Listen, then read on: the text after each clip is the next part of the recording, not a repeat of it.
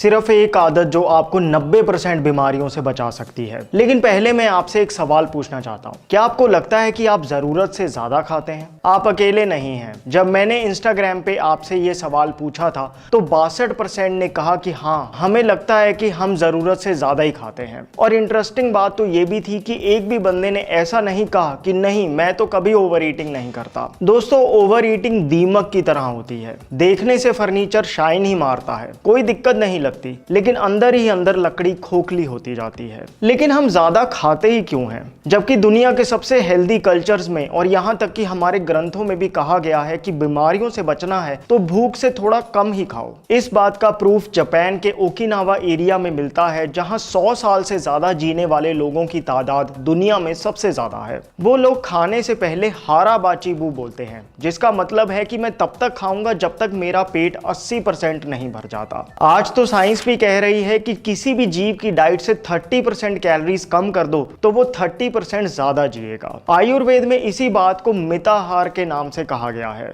इस हिसाब से हमें अपने पेट का आधा हिस्सा सॉलिड फूड से भरना चाहिए, 1/4 हिस्सा लिक्विड फूड से भरना चाहिए और बचा 1/4 हवा के लिए खाली छोड़ देना चाहिए। लेकिन भाई, पेट को थोड़ा खाली क्यों छोड़ें? समझो, अगर हम मिक्सी को बिल्कुल ऊपर तक भर देंगे तो क्या वो अच्छे से ग्राइंड कर पाएगी? नहीं ना। बिल्कुल उसी तरह जब हम पेट को गले तक भर देते हैं तो वो भी खाने को सही से डाइजेस्ट नहीं कर पाता, जिससे शुरुआत में तो सिर्फ पेट ही निकलता है, बॉडी में गैस एसिडिटी ही होती है, लेकिन धीरे धीरे जैसे मिक्सी के ब्लेड घिसने लगते हैं वैसे ही ये रोज की ओवर ईटिंग फैट बन के, टॉक्सिन्स बन के पेट पे नहीं बल्कि अंदर दिल, लिवर और किडनीज जैसे अंगों के आसपास जमने लगती है। और यही अंदर वाला फैट आगे चल के बड़ी बीमारियों का कारण बन जाता है। थोड़ा कम खाएंगे तो बॉडी में जो फैट पहले से बना है वो उसे यूटिलाइज करेगी। लेकिन पता कैसे चले कि पेट 80% भरा है? दोस्तों, खाते हुए जब माइंड में ये डाउट आ जाए कि आगे खाऊं या रहने दूं,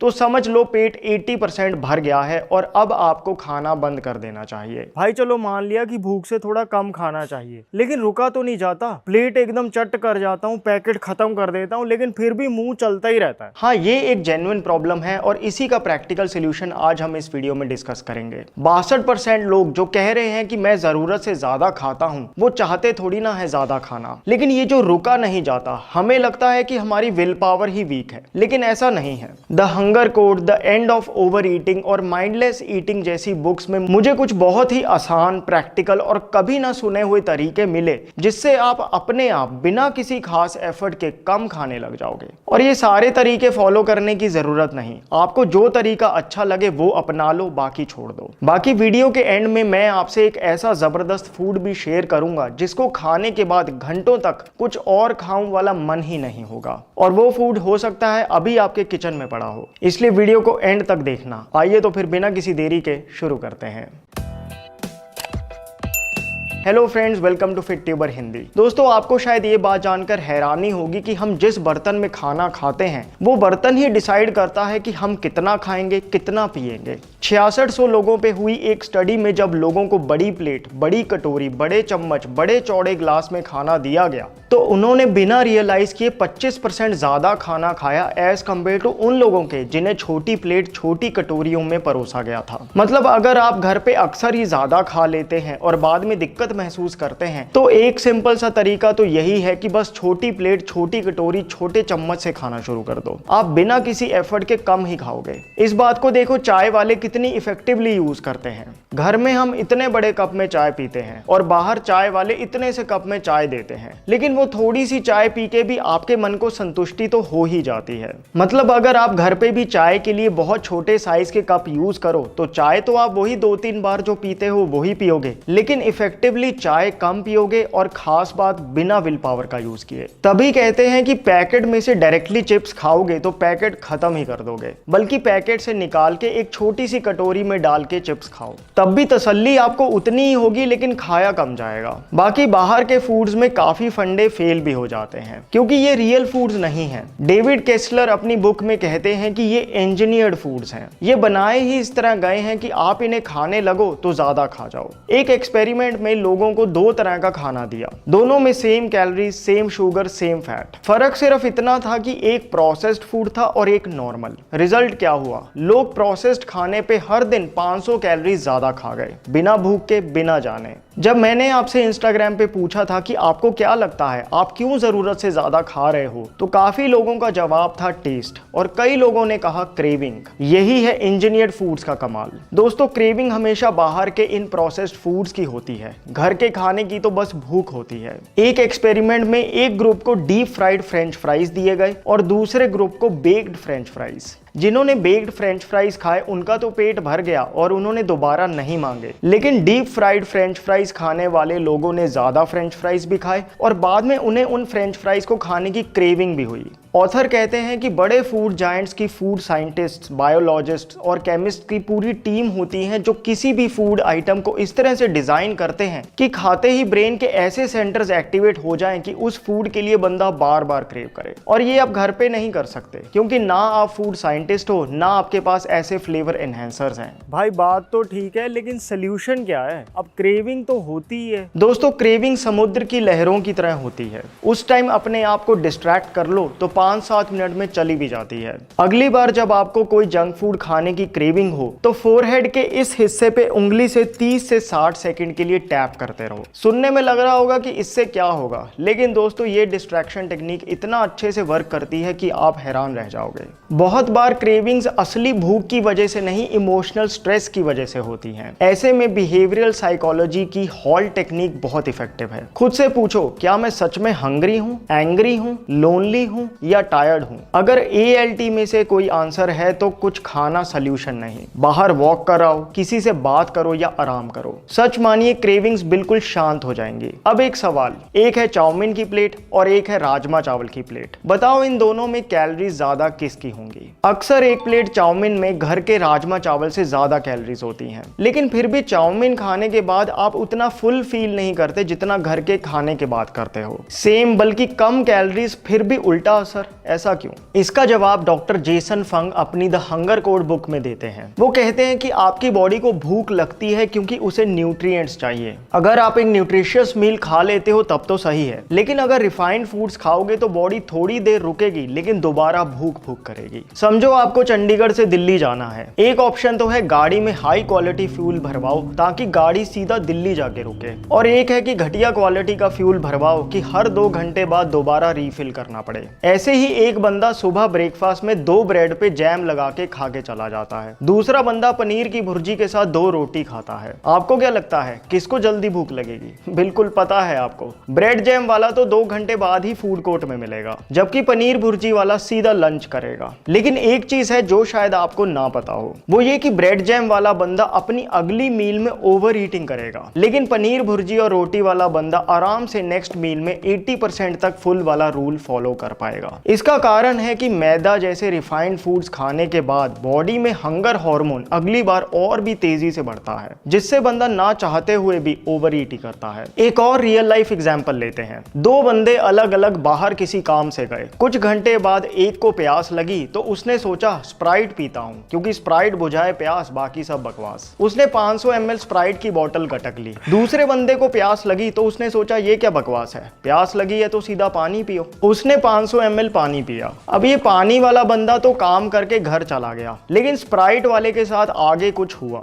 1 घंटे बाद उसे ऐसी भूख लगी कि वो सीधा डोमिनोज गया और उसने वहां अकेले ही चीज बस्ट पिज्जा लपेट दिया। अब ये क्या हुआ? सिंपल साइंस है दोस्तों। रिफाइंड चीनी से भरी और खासकर कार्बोनेटेड ड्रिंक्स बॉडी में हंगर हार्मोन को 4 गुना बढ़ा देती हैं। पानी पी के बंदे की भूख उल्टा शांत होती है। इनफैक्ट माइंडलेस ईटिंग के ऑथर कहते हैं कि जब कभी कुछ मंच करने की क्रेविंग हो तो पहले 1 गिलास पानी पियो। 95% ऑफ द टाइम्स आपकी क्रेविंग जा चुकी होगी। है ना बढ़िया हैक? अच्छा, अब ये 3 ओट्स के पैकेट्स को देखो। Steel cut oats, rolled oats, instant oats. हैं तीनों ओट्स ही। तीनों में प्रोटीन, कार्ब्स, कार्ब्स फाइबर भी लगभग सेम है। अब एक एक्सपेरिमेंट हुआ, एक ग्रुप को ब्रेकफास्ट में स्टील कट ओट्स का दलिया दिया गया, दूसरे ग्रुप को रोल्ड ओट्स का और तीसरे ग्रुप को इंस्टेंट ओट्स का। आपको क्या लगता है किस ग्रुप को सबसे जल्दी भूख लगी होगी? सही सोचा आपने, इंस्टेंट ओट्स वाले ग्रुप को ना सिर्फ सबसे जल्दी भूख लगी बल्कि उन्होंने अपनी अगली मील में स्टील कट ओट्स वाले ग्रुप के कंपैरिजन में 53% ज्यादा खाया। अब ये क्यों हुआ?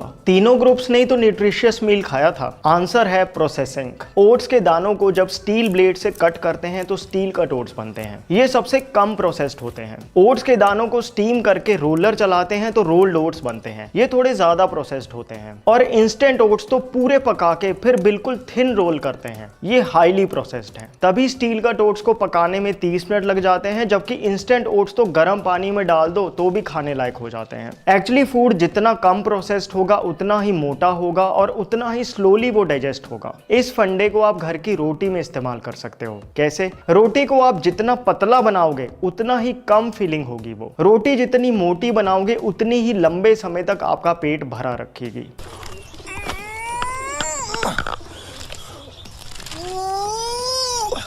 ये किस जानवर की चमड़ी? नहीं चपाती है। तो इसे सूखा कैसे खाऊं? इनफैक्ट घर पे सब्जी बनाते हुए भी सब्जी को जितना बड़े पीसेस में कट करोगे उतना टाइम तो ज्यादा लगेगा उसे बनने में, लेकिन उतना ही लंबे समय तक आपकी भूख को शांत रखेगी वो। एक बंदे ने खाने से पहले 2 गाजरें ऐसी ही खा ली, एक ने छोटे छोटे पीसेस किए और तीसरे ने तो बिल्कुल कद्दूकस करके खाई। क्या लगता है कौन मेन मील में सबसे ज्यादा खाएगा और कौन सबसे कम? बिल्कुल, अब आप समझ गए। दोस्तों, बॉलीवुड एक्टर आर माधवन एक बार ऑस्ट्रिया एक हेल्थ रिट्रीट प्रोग्राम के लिए गए और भी कई लोग आए थे वहां। ब्रेकफास्ट के टाइम वहां के ऑर्गेनाइजर्स ने एक शर्त रखी। उन्होंने कहा कि यहाँ जो ब्रेकफास्ट का बूफे सजा हुआ है उसमें से आप जो चाहे वो खा लेना, लेकिन पहले ये 4 ब्रेड के स्लाइस और ये सूप का बोल खत्म करके। सबने सोचा इसमें क्या खास बात है, लेकिन एक कंडीशन थी कि 4 स्लाइसेस ऑफ ब्रेड के हर बाइट को 40 बार चबाना है ताकि पूरा लिक्विड बन जाए और उस सूप के 1 चम्मच को मुंह में हर तरफ घुमा के तब पीना है।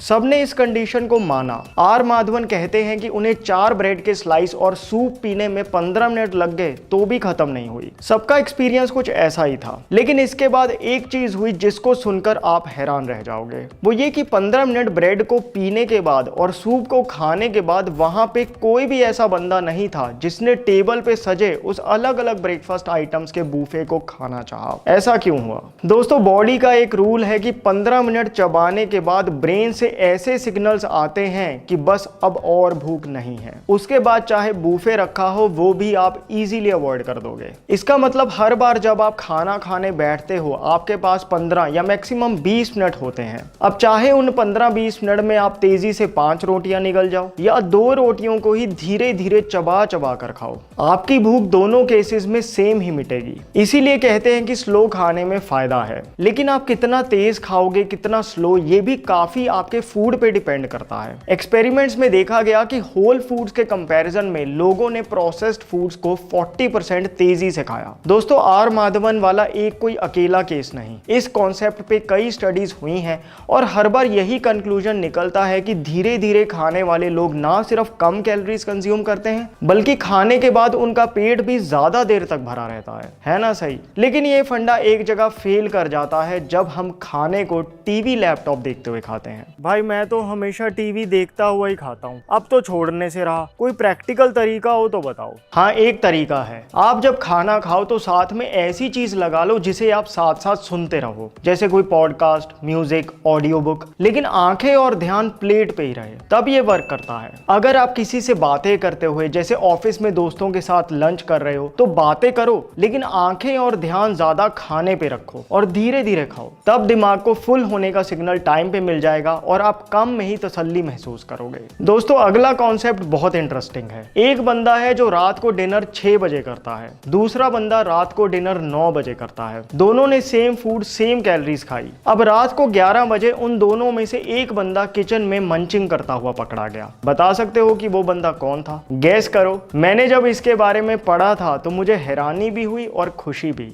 अब शायद आप समझ गए, वो बंदा था 9 बजे डिनर करने वाला। हैरानी हुई ना? अक्सर हमें लगता लगता है कि जल्दी डिनर करेंगे तो रात को दोबारा भूख लग जाएगी, लेकिन दोस्तों स्टडी में अर्ली डिनर करने वाले लोगों को जब रात को खाना ऑफर भी किया गया तब भी उन्होंने नहीं खाया, जबकि 9 बजे वालों ने मांग के खाया। समझो ऐसा क्यों हुआ? और ये बात हार्वर्ड की स्टडी से है। देखो सारा खेल टाइमिंग का है। रात को बॉडी क्लॉक सोने के लिए प्रिपेयर करती है, लेकिन 9 बजे डिनर करके बॉडी के हार्मोन्स ऊपर नीचे हो जाते हैं। खाने के बावजूद हंगर हार्मोन ऊपर रहता है और फुलनेस हार्मोन नीचे। इस वजह से 2 घंटे बाद दोबारा मंचिंग का मन हो जाता है। शाम को 6 बजे डिनर के बाद बॉडी 11 बजे तक पूरी सेटल हो जाती है, सोने के लिए रेडी होती है, इसलिए भूख नहीं लगती। हाँ, डिनर के बाद अगर ब्रश कर लिया जाए तो ब्रेन को स्ट्रॉन्ग सिग्नल मिलता है कि अब कुछ नहीं खाना। ट्राई करना, ये वर्क करता है। अगला कॉन्सेप्ट, एक बंदे ने जल्दी डिनर किया, उसके बाद वो बाहर वॉक करने चला गया, जिससे बॉडी स्लीप के लिए रेडी हो गई। वो 11 बजे तक सो गया। दूसरे बंदे ने डिनर करने के बाद नेटफ्लिक्स चला लिया, उसे सोते सोते 2 बज गए।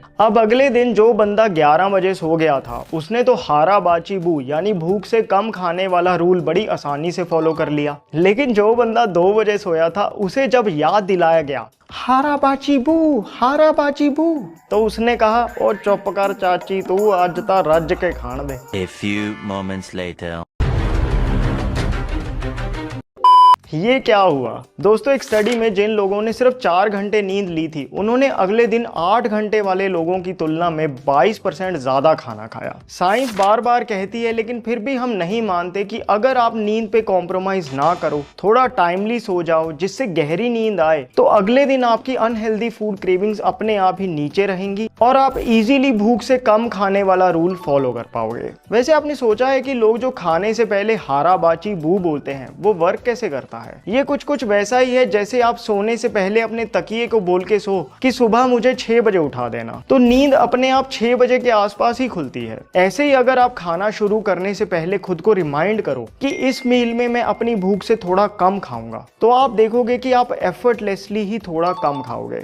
ये डिसाइड करने की पावर है। फैसला प्लेट पे नहीं, प्लेट से पहले ही हो जाता है। दोस्तों एक बार 4 दोस्त बाहर खाने गए। चारों ने बिरयानी मंगवाई। एक ने सुन रखा था कि बिरयानी के साथ सॉफ्ट ड्रिंक नहीं, तूफान पीते हैं, तो उसने तो थम्स अप मंगवा ली। दूसरे ने बिरयानी के साथ रायता मंगवा लिया। तीसरा हेल्थ कॉन्शियस था, उसने बिरयानी के साथ ग्रीन सैलेड मंगवा लिया। चौथे ने सोचा सिरके वाले प्याज तो हैं ही, बिरयानी के साथ वही खा लूंगा। अब आप बताओ इनमें से किसने डेजर्ट को अवॉइड कर दिया होगा? देखो थम्स अप वाले ने तो बिरयानी भी सबसे ज्यादा खाई और डेजर्ट भी चट कर गया।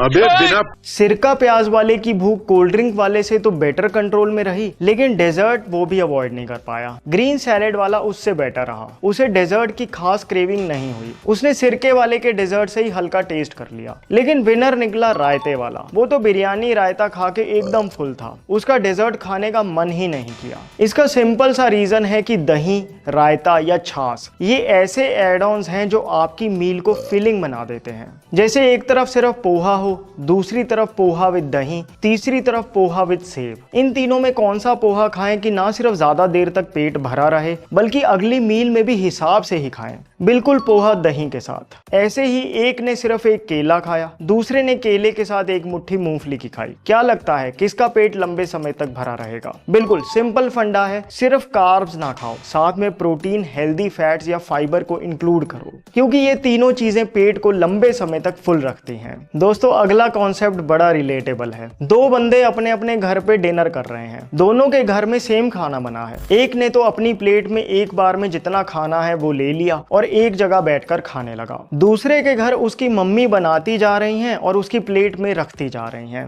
बताओ दोनों में से कौन ज्यादा खाएगा? सही जवाब है वो बंदा जिसकी प्लेट में बार बार रोटियां आती जा रही हैं। दोस्तों स्टडीज में देखा गया कि जब कोई हमारी प्लेट में परोसता जाता है तो हम ज्यादा ही खाते हैं। खासकर मम्मियों के हार्मोन तो लगता है बच्चों के पेट में ठूस ठूस के ही बैलेंस होते हैं। बाद में बच्चा भले ही पेट पकड़ के बैठ जाए। इस मम्मी इफेक्ट का हल तो साइंटिस्ट भी नहीं निकाल पाए। आपके पास कोई सजेशन हो तो कमेंट में जरूर बताना।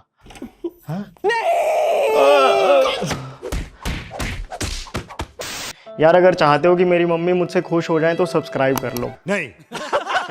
दूसरी तरफ अगर एक बार में ही ले लें तो हम कम खाएंगे। इनफैक्ट स्टडीज में एक और हैरान करने वाली बात पता चली कि एक बार में प्लेट में आप जितना परोसो उतना ही खा के बंदा फुल फील करता है। ज्यादा परोसो तो ज्यादा खाएगा, कम परोसो तो कम खाएगा। इसीलिए छोटी प्लेट कटोरी का फायदा है क्योंकि कम खाना आएगा। बहुत बार हमारा पेट भर जाता है लेकिन प्लेट में खाना बचा होता है, फिर वेस्टेज ना हो इसलिए ठूस लेते हैं, बाद में दिक्कत होती है। देखो वैसे तो खाना कम ही डालना चाहिए, लेकिन अगर बच जाए तो जबरदस्ती मत करो, उसे बाहर डाल दो, कोई ना कोई जीव जंतु खा लेगा। दोस्तों रशियन फिजियोलॉजिस्ट इवान पावलोव एक बार कुत्तों की डाइजेशन स्टडी कर रहे थे। कुत्तों के खाने का टाइम जब होता था तो टेक्नीशियन बेल बजाता था। धीरे धीरे ऐसा हो गया कि खाना आया हो या ना हो, बेल बजते ही कुत्तों के मुंह में पानी आने लगता था। दोस्तों हार्श रियलिटी ये है कि हम में और पावलोव के कुत्तों में ज्यादा फर्क नहीं। चाय पीनी है तो साथ में रस्क ले लो, मूवी देख रहे हो साथ में पॉपकॉर्न ले लो, मॉल में आए हो चलो फूड कोर्ट चलें,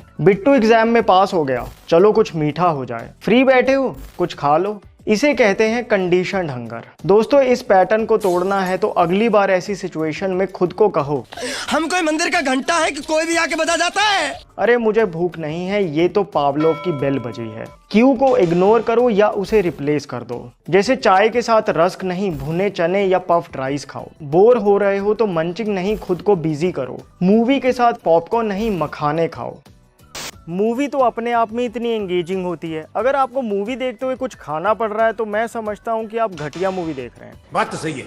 बाकी एक कॉन्सेप्ट है out of sight out of mind. Mean सामने चॉकलेट रख दो तो बंदा खा ही जाएगा, इसलिए अपनी आंखों को बचाओ। घर पे अनहेल्दी चीजें रखो ही ना, रखो तो आंखों से छुपा के रखो। सीधी बात है, अनहेल्दी फूड जितना आपकी आंखों के सामने आएगा उतना ही खाओगे। आजकल तो स्विगी वाले ऐसी नोटिफिकेशन भेजते हैं कि अच्छा भला बंदा काम कर रहा था और खाना ऑर्डर करके बैठ जाता है।